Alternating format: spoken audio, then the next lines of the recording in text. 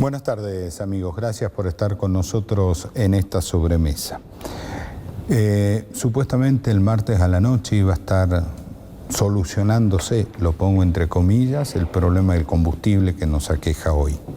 Sin embargo, estamos a viernes y todavía no hay señales que esto se vaya a mejorar. Si uno recorre hoy la ciudad de San Salvador de Jujuy y recorre el interior provincial, va a encontrar infinidad de estaciones de servicio con los conos cruzados porque no hay combustible. Son muy pocas las que tiene y para colmo cuando llega un camión automáticamente se forman colas muy largas y el combustible obviamente es finito, así que en pocas horas se acaba. Pero me parece que donde más está golpeando es en el sector productivo. En la zona de los valles hay tractores parados, hay camiones que no pueden llevar la mercadería para venderla.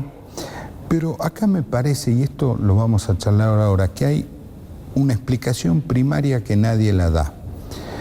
En la República Argentina el litro de gasoil está alrededor más o menos de los 80 centavos de dólar. Sin embargo, en el resto del mundo, el litro del gasoil está $1, $1.10, $1.20. Uruguay creo que es el lugar más caro, que está $1.30. ¿Qué significa esto? Que no se puede marcar el precio de las cosas de acuerdo a cuestiones políticas. Si el gasoil cuesta eso, eso es lo que cuesta. Después discutamos quién y cómo lo paga, pero no se puede poner valores ficticios. Eso por un lado, y con otro tema que también tiene que ver con la provincia de Jujuy, con la provincia de Tucumán y con la provincia de Salta, es el tema de los biocombustibles. Sistemáticamente los productores, sobre todo los productores cañeros, están pidiendo que se eleve el corte de biocombustibles en todos los insumos que necesitan los vehículos.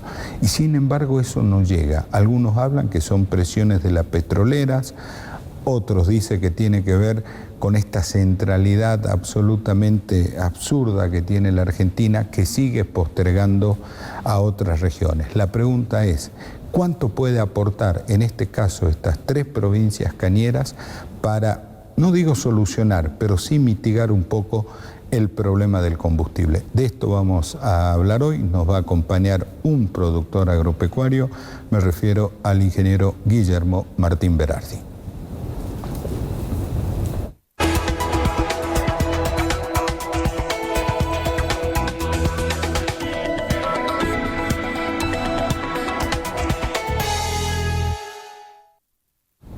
Seguimos en esta sobremesa. Guillermo, gracias por estar con nosotros. No, muchas gracias a ustedes por invitarnos, como siempre. Camiones parados, tractores parados. Camiones parados, tractores parados, autos parados. Nosotros tenemos que tener en cuenta que también cambió el tema de que muchos de nuestros obreros hoy llegan al trabajo o en autitos o sobre todo en moto. No hay combustible, no hay nafta, no hay gasoil. Hay que ser muy amigo o muy cliente de alguna estación de servicio para que nos avise cuando llegue el camión y poder hacer la cola antes. La verdad que hoy, de esta mañana, arranqué temprano, anduve por San Pedro, Perico, Monterrico, bueno, y acá entrando a la ciudad, y en todas las estaciones de servicio hay colas enormes, ¿no? Enormes. Ahora, me voy a quedar un momento en los tractores, que es una herramienta fundamental para trabajar en el campo. Los ciclos biológicos que tiene cualquier tipo de plantación, ¿espera que haya combustible o no? No, usted sabe que los ciclos biológicos no esperan a nada. Entonces, y también el otro tema son las mercaderías que son perecederas de transporte, la fruta y verduras sobre todo. Si el productor no tiene dónde cargarla porque el camionero no tiene la seguridad de que llegue, supongamos que tenga el tanque lleno, pues le alcanza para llegar, pero no sabe si vuelve, no se están cargando las mercaderías, entonces eso también va repercutiendo, como siempre hablamos, en toda la cadena. O sea, va a faltar mercadería en la góndola, le sube el precio al consumidor, al productor le bajan el precio porque tiene que tirarlo a la producción y se complica todo. Realmente yo creo que estos muchachos han tenido la capacidad que con el tema energético vienen destruyéndonos sistemáticamente a todos, ¿no? Vos recién hablabas del tema de los biocombustibles, del bioetanol. Nosotros en un momento, cuando todavía estaba, tratamos de hacer en el gobierno, en el segundo gobierno de Cristina, y tratamos de hacer una cooperativa, una sociedad anónima, que le hicimos a la sociedad anónima. Había 50 productores, éramos 50 socios para producir. ¿Cañeros todos? Casi todos cañeros, o que querían hacer caña para ese ingenio alcoholero. Íbamos a hacer un ingenio netamente alcoholero, nada de azúcar, sino netamente alcoholero. Ya teníamos todo previsto, dónde comprar el ingenio, las maquinarias. Era una inversión de $20 millones, teníamos el crédito. Y en ese momento asumió Kicillof, el gobernador de Buenos Aires, que era ministro de Economía. Se estatizó YPF y ahí empezó el peregrinar, digamos, de los biocombustibles. Cuando teníamos una senda trazada que íbamos a partir en ese momento del 10 para llegar muy cerca del 20 o el 25 que tiene Brasil, se estancó porque los muchachos, sobre todo la Cámpora, agarró el manejo de YPF y entonces los biocombustibles ellos lo vieron no como un complemento, sino como una competencia. Conclusión, no se dieron los cupos, no se hizo el ingenio y también así estamos, digamos, ¿no? Ahora, ¿cuánto puede aportar en este caso las 3 provincias cañeras en el hipotético caso que existe una política real energética a tratar de mitigar este problema que tenemos hoy? Y hoy digamos, haciendo un cálculo muy promedio, digamos, muy promedio y siempre tirándonos un poco para abajo porque las tecnologías han ido cambiando mucho, pero una tonelada de caña nos da 75 litros de alcohol, anhidro, más o menos promedio. O sea que una hectárea de caña nos puede estar dando entre 500 y 600 litros de alcohol, que si eso estaría en un corte de un 10%, digamos, estaríamos haciendo potenciar 5.000, 6.000 litros más de combustible. Pero supongamos nos quedemos como hace Brasil, con 500 litros por hectárea. Y nosotros en su momento, en el periodo, nosotros podemos estar produciendo casi 1 millón de hectáreas entre Salta, Jujuy y Tucumán. Es un número importante. Es un número importante. No digo que se va a solucionar totalmente el tema de la nafta con el alcohol, pero sí es una ayuda importante para eso. Y no nos olvidemos de que hoy el azúcar, el consumidor lo está viendo cara. La verdad que al productor le está yendo mejor con el precio del azúcar, pero en ese momento que nosotros queríamos hacer el ingenio, teníamos un excedente muy grande de producción, nos obligaban a exportar a pérdida para que no se caiga más el precio del mercado interno, y también teníamos un componente de alcohol, que donde nosotros decíamos que ese 30% que se iba a exportar a pérdida como azúcar, lo transformábamos en alcohol y lo volcábamos al consumo. ¿Y qué es lo que pasó? Lo que pasa siempre, digamos, en exceso de producción, los precios no le dan al productor, las hectáreas de caña bajaron, las que quedaron se quedaron mal cuidadas, con baja tecnología, y hoy nos damos con que no hay caña, sumado a la sequía que tuvimos estos 2 o 3 años, y el azúcar vale. O sea que si le aumentan el corte, eso también ayuda al productor.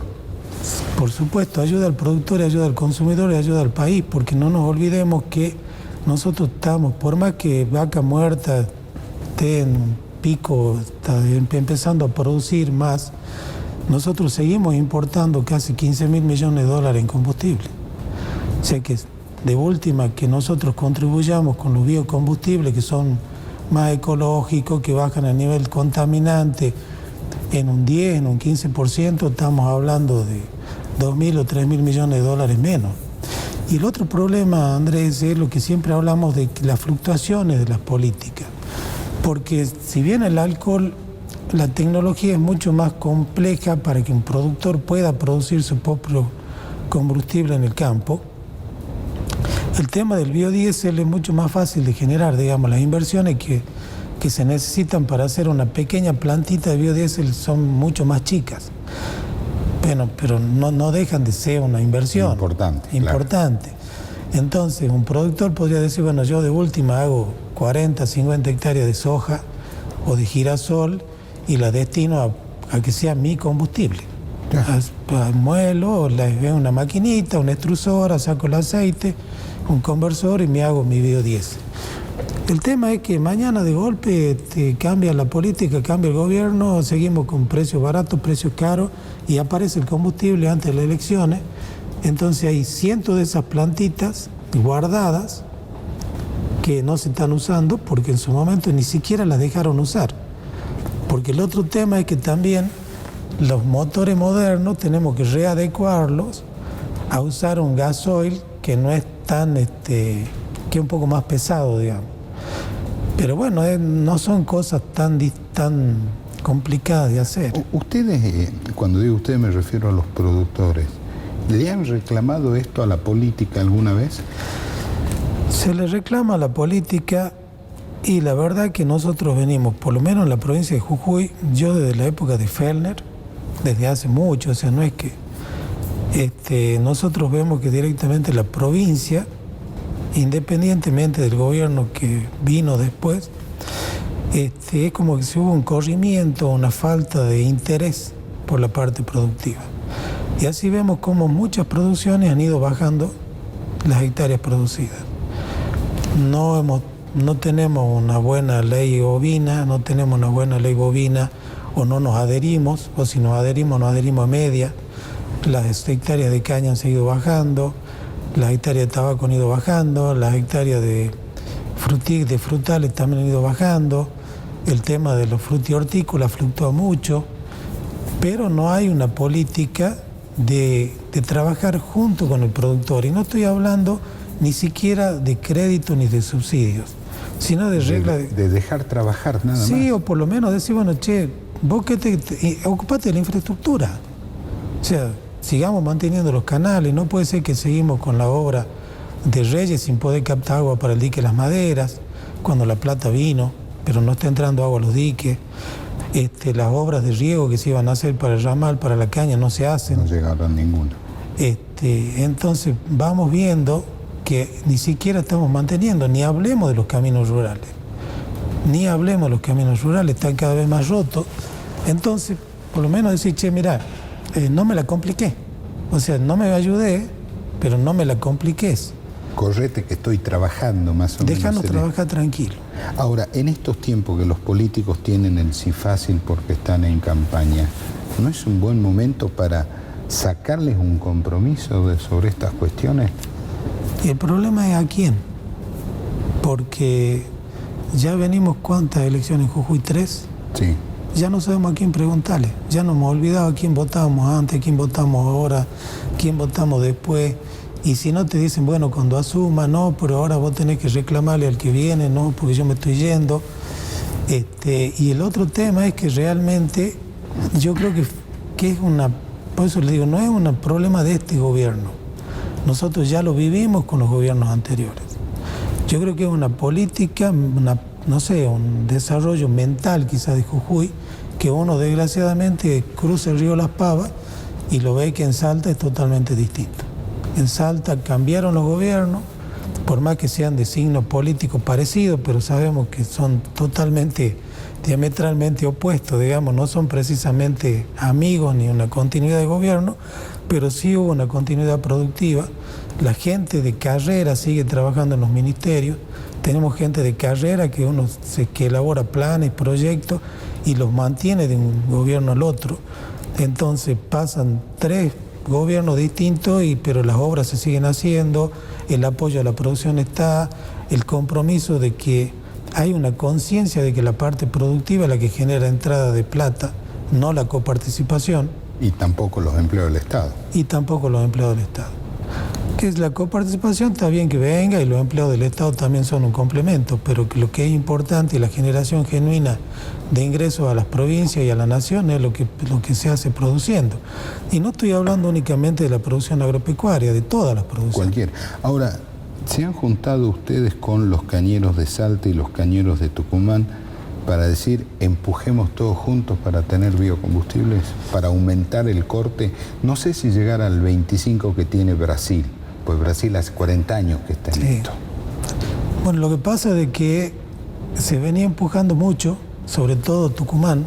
Tucumán hizo hay ingenios que hicieron grandes inversiones, como acá también en Jujuy, hay grandes inversiones para el tema alcohol. Salta también, pero con el tabacal, digamos, también.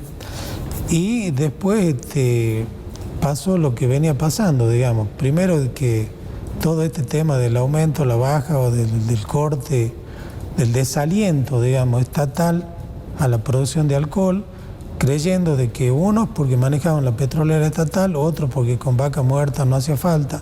También siempre está la presión muy fuerte y el lobby de las petroleras, porque ¿qué es lo que dice la petrolera? Che, cuando vos vas a cargar nafta, yo tengo que venderte a vos un 10% de lo que vos cargas en tu tanque hoy, y es algo que yo no produzco. Claro.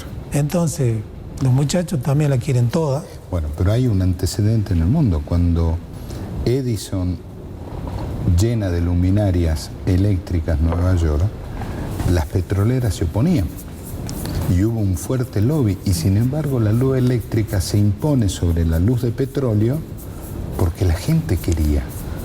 Y bueno, yo creo que también falta de que terminemos de hacer una muy buena campaña de la importancia de los biocombustibles, que son ecológicamente mucho más amigables, ¿eh? Nosotros tenemos, antes el dati detonante que se usaba en las naftas era compuesto a base de plomo. Sí. Altamente contaminante, responsable de la lluvia ácida, bueno, todo el tema, sobre todo en Europa, en Estados Unidos, con grandes problemas ecológicos. Eso se reemplazó por alcohol. O sea, se empezó a usar el corte de alcohol como antidetonante y se reemplazaron todos esos compuestos y aditivos de plomo con alcohol. Y de ahí se empezó a ver que se le podía ir poniendo cada vez porciones más grandes de alcohol a la nafta. O sea que no solamente estamos contribuyendo con el tema de los antidetonantes, claro, y de los aditivos, sino que estamos contribuyendo con producciones ecológicas y sobre todo producciones como la caña de azúcar, donde somos mucho más eficientes porque capturamos mucho más carbono del aire de lo que exportamos. O sea que nosotros encima, la caña de azúcar es uno de los pocos cultivos que te baja la incidencia y la concentración de dióxido de carbono en el aire. Ahora, con reglas de juego claras, con una normativa clara, un productor agropecuario en la provincia de Jujuy, uno mediano, sí, ¿puede producir el combustible que necesitan sus tractores? Sí. Sí. Y dándole, digamos, bajando una pequeña proporción, supongamos destinando un 20, un 25% de su campo, puede hacer su propio combustible. Me acuerdo porque hay una ley que sancionó en la época de Mauricio Macri, donde facultaban a cualquiera a poder tener su propia energía eléctrica. Sí. Y acá nunca hemos adherido a eso. No, y porque también la otra parte que no hemos hablado del alcohol, cuando nosotros molemos la caña, nos queda un excedente muy grande de bagazo. Sí. Ese bagazo se usa como combustible para la misma producción de alcohol, pero queda un excedente muy grande. Te queda un excedente por lo menos de un 35 o un 40% de bagazo. Y ese bagazo también es biomasa, que es lo que tampoco estamos aprovechando como biocombustible, el tema de toda la biomasa que se pierde y se quema en basurales. Entonces, esa biomasa nosotros podríamos estar generando energía como hacen los ingenios grandes que producen su propia energía eléctrica y seguir quemando bagazo para inyectar energía a la red. O sea que el ciclo es mucho más positivo. Es muy virtuoso. Muy virtuoso. Gracias. Yo lo que decía Andrés, que nosotros tenemos que empezar a pensar también en hacer no solamente complejos como zonas francas industriales y todo eso, sino también zonas francas de biomasa, donde los productores de biomasa nos empecemos a juntar y empezar a hacer esos tipos nodos, porque hay mucho para hacer, tanto en biocombustible, pero sobre todo en biomasa, y sobre todo en la provincia de Jujuy, donde seguimos usando mucha leña. Claro. Y la leña sale de los bosques nativos. Exactamente. Gracias, Guillermo, por haber venido. No, muchísimas gracias, Andrés. Gracias. A ustedes, muchísimas gracias por habernos acompañado. Que tengan un hermoso fin de semana. Dios mediante nos vamos a juntar el lunes. Y ahora, por favor, quédese que ya viene Palpala Hoy.